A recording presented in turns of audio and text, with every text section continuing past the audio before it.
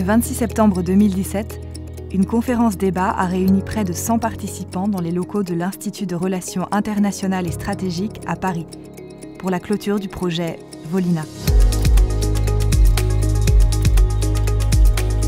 La Guilde européenne du RAID a coordonné le volet organisation d'envoi, qui s'articulait avec un volet organisation d'accueil, coordonné par France Volontaires.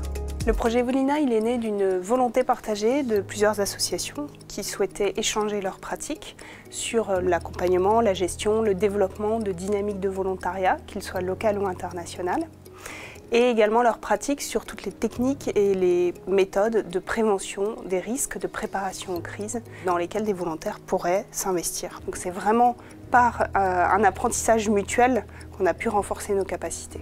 Le projet a réuni 8 partenaires. Des organisations humanitaires et de volontariat venus de 8 pays différents, 3 de l'Union européenne et 5 hors Europe. Leurs actions ont été soutenues par l'initiative EU Aid Volunteers, lancée en 2014 par la Commission européenne. Cette initiative vise à renforcer les capacités et la résilience des communautés face aux crises, avec le déploiement de 4000 volontaires européens d'ici 2020, mais aussi des projets en consortium. Ainsi, Volina a connu 2 phases successives.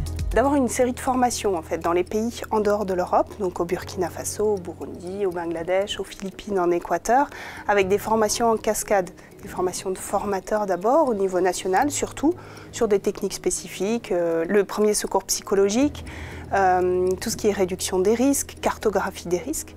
Et puis ces formateurs ont pu former des volontaires locaux, communautaires, qu'on appellerait bénévoles, à ces techniques-là.